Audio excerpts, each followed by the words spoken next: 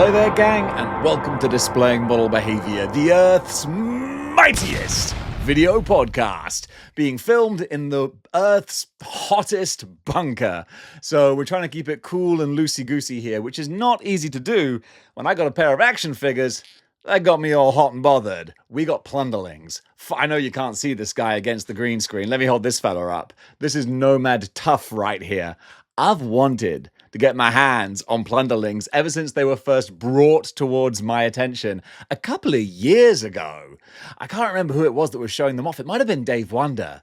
And we were chatting and he was like, these are some of my new favorite things. And I was like, they're just like cute little goblins. But actually getting them in hand, there's so much more. And how did I manage to get them in hand? Well, I'll tell you.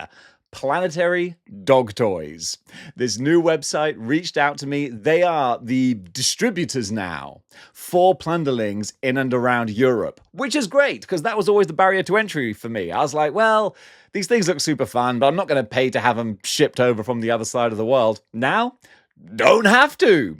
You can go over to Planetary Dog Toys and you can pick up as many Plunderlings as you like, along with a whole bunch of other stuff as well. So go check them out, because this has been really good fun dealing with them. And now I'm going to have even more fun dealing with these guys. So first of all, I'll start with the little dude here. This is Nomad Tuff. And what initially just jumps out at me is just how playable these little dudes are. There's so much character in these faces. 3 different head sculpts. That's really fun. But each of them is kind of mischievous in their own little right.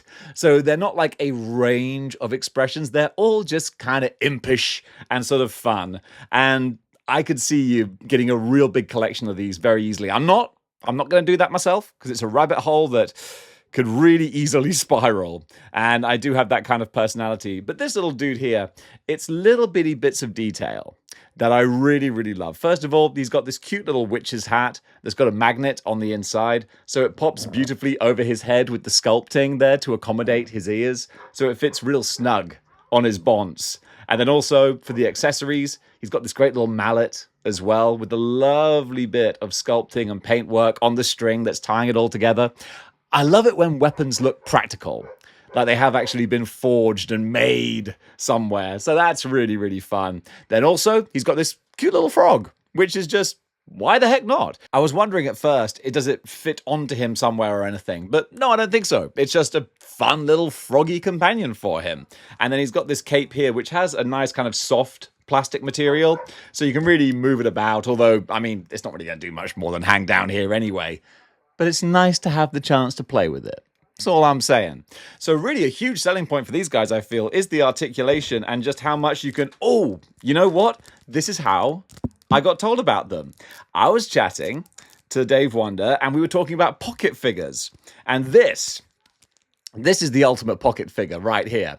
If you're going out and you want just a little fidget spinner type thing to play around with, boom, Nomad Tuff. So most of the Plunderlings are this kind of handy sort of size. You can just pick them up and play around with them. Great little desk toys, I think. That's a real nice thing to have. And the details on the face, like I said before, just have so much character to them. The little earrings on here, giving him that real sort of like lived in kind of fashion to him. And then with the articulation itself, you got the torso swivel. The neck is on a ball joint as well, so that can go back and forth and up and down. Surprising amount of movement here, actually, for this little guy. Then the elbows, they're only single jointed, but again, they're very small. And then the knees, you got double joints in the knees. We do have pins. You know, I'm not going to say there's not anywhere it could be improved, because it'd be nice if it was just smooth joints going on down there. But really, I'm very happy with this little guy here. You got the nice little ankle rotation as well. Actually, I say rotation. It is kind of rotation. It is that rocker. That's ankle rocker right there. So it's up and down and rocking to the side, but you can't sort of swivel left and right. But what you can do with him is enough to put him in really fun little poses. And just as a little guy who could sit on your desk or sit on your dashboard, I really dig him. So finally, after getting this guy in hand, I can see the appeal. And he didn't come alone either, because we got one of the big boys over here. So this guy is called Raider Blitz. And honestly, when the guys over at Planetary Dog Toys asked me what figures would you like us to send, I was like, I want one of the big ones. I know he's going to be kind of invisible on this green screen, but that's why I'm going to minimize myself so you can see what he actually looks like. And what he actually looks like, it's a whole lot of fun. So he's actually made very similar to the little dude, but then because he is bigger, he can accommodate more articulation. So a big difference here is the torso. It's not a torso swivel. I can't remember seeing anything built quite like this before. It's a torso sort of back and forth hinge, which is, you know, an interesting way of doing it. I think a torso swivel might have allowed slightly more posability, but he doesn't necessarily need it because he does have the waist swivel going on here. So that's nice to have. And then going down with the details on the belt, that's kind of nice. Got all the silver accents on the buckle there. Same with the strap around his body too. It's nice that they've actually thrown that paintwork in there to flesh it out, make it feel more alive. To be fair, it would actually look really bad if they didn't. So I'm not going to give that as too much of a compliment because it's like, come on. Of course you're going to paint that. So also, going up to the head as well, the three different faces, again, just like the little guy, they're all just wonderfully goblin-y. You know, these guys are just having fun. They're here for a good time. And with his accessories, they are the good time as well. I'm trying to find where I put his little bandana. Here it is. So yeah, the little bandana just sits on his head with a little magnet again as well. And just magnets, man. I don't know how much they cost, but they make a figure feel so much more impressive, so much more valuable. It's like, ooh, they're using magnets? This has got to be high end. Then going down the legs, he's got the thigh swivel here as well. Double joints on the knees. And the feet, even though he's a lot bigger than the other little guy, Tuff, Nomad Tuff, his feet are put together the same way with the up and down and the rocker. So again, no sideways twisting, but you can get that from the thigh. And it's nice that the thigh swivel is hidden under the shorts. So there's no break in the thigh. That's kind of nice to see as well. What I did find though, and I gotta say it, gotta call them like I see them, the right hip here was pretty much glued in place. I was trying to bend it and it was not going. I could feel if I force this, it's going to snap. So I had to give him a real nice hot bath.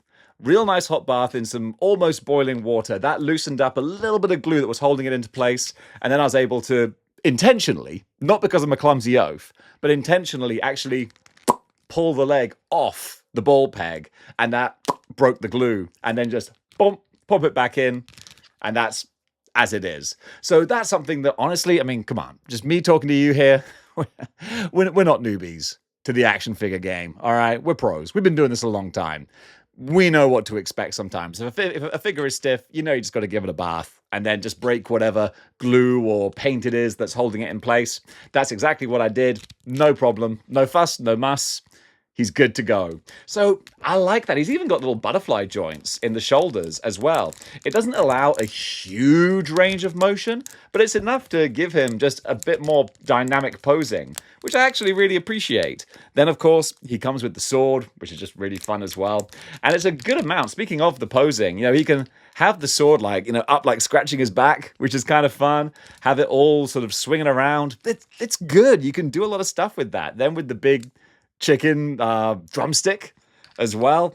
There's just so much fun character with these guys. When the team over at Planetary Dog Toys asked me which ones I'd like to review, I was really torn because I was like, dang it, they all look like so much fun. And then I get them here and yeah, they are. And now I'm annoyed because I'm looking at the other ones and I'm like, ah, man, that one looked really good as well. I wanted the pirate guy with the cannon. Hey, you know, there's always time. But I don't want to go down the Plunderling rabbit hole because having them both together, I'm like, these are really fun. It would be even more fun if I had more of them. So I'm going to try to resist, see how long I can hold out. But this is a really fun line. So after all these years, I get it. I get the appeal. And now they're really expanding out with the Plunderlings to do different lines and versions and variants of them, from the small little guys to the big chunky dudes. I'm liking what they're doing, and I'm looking forward to following where they go with these. So for the two of them together, and Plunderlings in general, Let's give these guys a grade. So, on the model behavior scale, which is a 5-point scale, I'm going to give these guys 4 out of 5 stars because they're a good value for what you're getting from a smaller manufacturer now that they're available in Europe. Thank you, Planetary Dog Toys, for that one. They're really fun value for money. I love having a little pocket figure. That's super fun. And just the collectability of these guys with the amount of character they show, it's a good line to start to get into. And folks, that does it for my review of Plunderlings, and I'm kind of a fan now. Am I going to buy any more of them?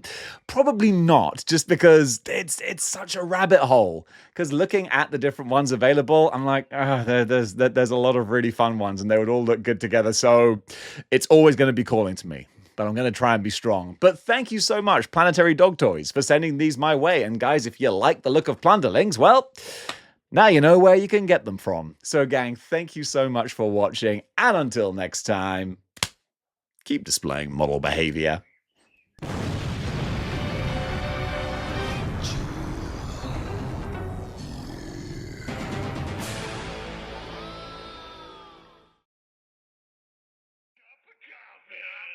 Cup of coffee.